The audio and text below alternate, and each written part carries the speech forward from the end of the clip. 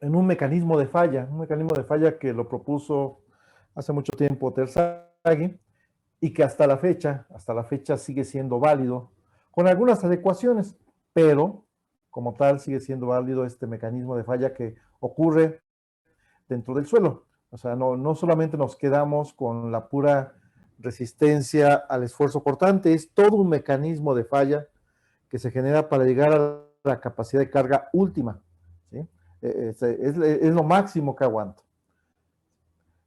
Algo que toma en cuenta Terzaghi en este desarrollo es que el suelo es lo suficientemente denso o compacto para que se desarrolle todo esto. A eso le llamamos falla general, cuando se puede desarrollar todo el mecanismo de falla, ¿okay? Hasta acá, hasta la sobrecarga efectiva.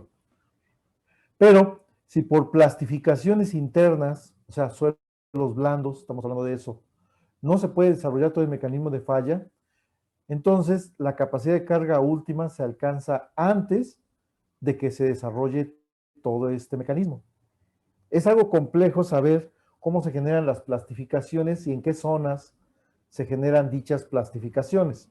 Entonces, una manera conservadora de tomarlo en cuenta es considerando o reduciendo los parámetros de resistencia del suelo debido a esas plastificaciones.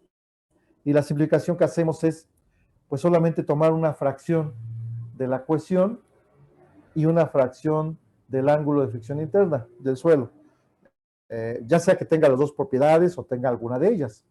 Recordar que tenemos suelos granulares en los cuales la cohesión es nula, pero también tenemos suelos finos en los cuales el ángulo de fricción interna podría ser nulo.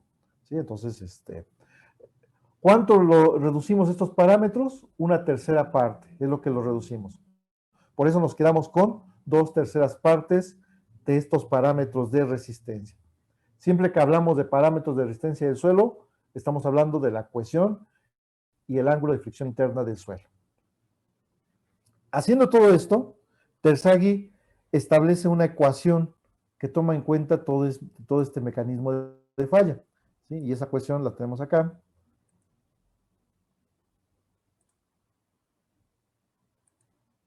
Y establece esta ecuación de capacidad de carga. Esta ecuación no hay que verla como una fórmula matemática, no, hay que verlo como una sumatoria de elementos que aportan capacidad de carga. Esa es la manera de visualizarlo, como un conjunto de elementos en el suelo que aportan capacidad de carga. El primer elemento que tenemos a partir del lado izquierdo es la cohesión. ¿Cuánta resistencia o capacidad de carga por cohesión tenemos? Luego, la siguiente es considerando que la cimentación está a una cierta profundidad de desplante y entonces el suelo que queda arriba del nivel de desplante se simula, es una simulación como si fuera una sobrecarga.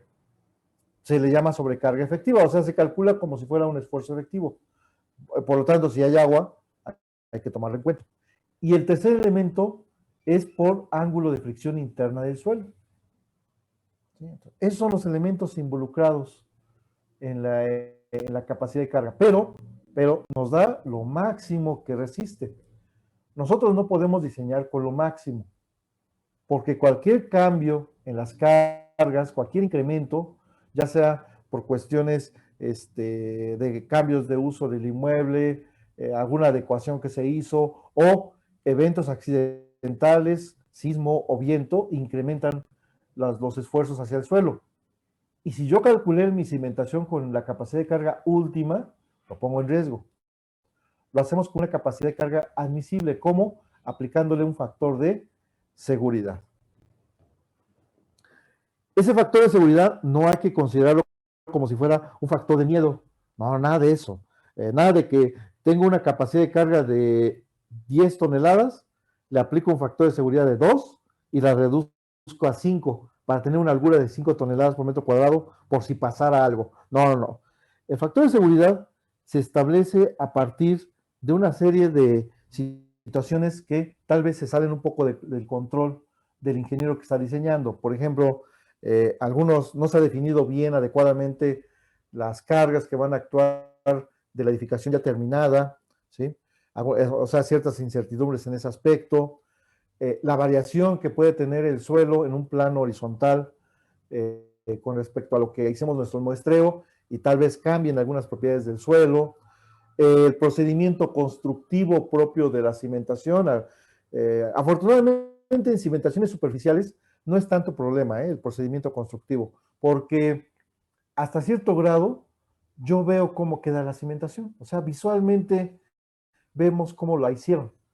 Muy diferente a un tablestacado, a pilas, a pilotes, en los cuales supongo que todo fue adecuadamente hecho, pero visualmente no lo veo. Aunque hay métodos para ver la integridad de, por ejemplo, de una pila, a final de cuentas es una incertidumbre hasta cierto grado, ¿no? Otra cuestión es la importancia propia de la obra. ¿Sí? La importancia son varios conceptos de importancia, ¿eh? O sea, puede ser importante desde el punto de vista social, desde el punto de vista económico, desde el punto de vista político, es válido, desde el punto de vista histórico, patrimonio cultural, o sea, son varios aspectos que engloban la importancia. Edificaciones que no deben de ser dañadas en un evento accidental, escuelas, hospitales, estaciones de bombero, estaciones de policía, centros de reclusión, o sea, son varios conceptos. Entonces, el factor de seguridad, repito, no es un parámetro de miedo, no, tiene un porqué el factor de seguridad. Cuando trabajamos en alguna dependencia del gobierno, ellos a veces ya tienen establecido ciertos factores de seguridad para cierto tipo de obras. Cuando trabajamos a la iniciativa privada, ahí hay un poquito más de holgura para el ingeniero, ¿sí? Él puede tal vez establecer sus propios factores de seguridad. Y bueno, hay una serie de parámetros que toman en cuenta la geometría de la cimentación. Estos son muy importantes. Estos parámetros de capacidad de carga, NC, NQ y N-gamma. Se platica un poco sobre este parámetro A. Y bueno, estos parámetros lo puedo obtener de unas tablas, es válido. ¿Sí? Aunque tengo las ecuaciones, esto ya no se usa mucho, pero es válido, ¿ok?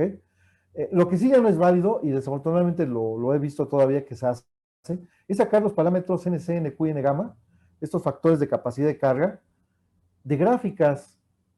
No, eso ya está en desuso. Esas gráficas nacieron pues porque era complejo, ¿no? Resolver estas ecuaciones. Pero sinceramente eso ya es obsoleto, ¿sí? No hay que andar manejando de esa manera los coeficientes de capacidad de carga. Aquí, por ejemplo, algunos hasta les llegan a decir, interponen, ¿no? Entre ellos, por ejemplo, ¿cuánto valen los factores de capacidad de carga para 17 grados? Bueno, pues tienes para 15, tienes para 20, interpola. No, tampoco es tan cierto eso, ¿eh?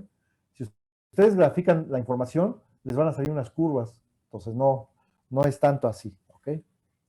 Un parámetro que no está bien definido porque no lo define muy bien Terzaghi, o sea, en su documentación explica cómo obtuvo este Kp gamma, que es un parámetro asociado al coeficiente pasivo del suelo, pero no lo establece muy bien, sin embargo le da valores para ciertos ángulos de fricción interna del suelo.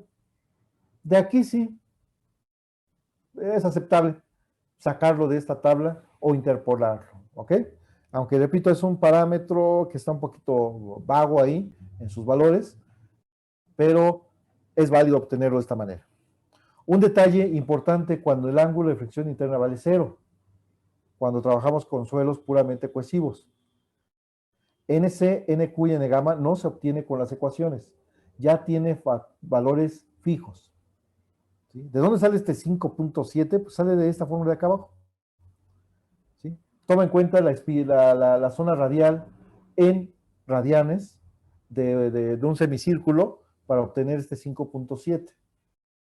¿Sí? Meyerhoff, que más adelante vamos a ver su teoría, sacó otro valor que es 5.14, porque esa espiral, esa semisector circular, él lo asimiló como un sector espiral.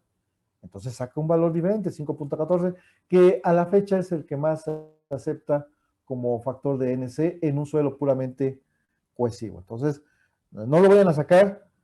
Cuando tengan phi igual a 0, no anden obteniéndolo con la ecuación, ¿ok? Ya tiene valores fijos.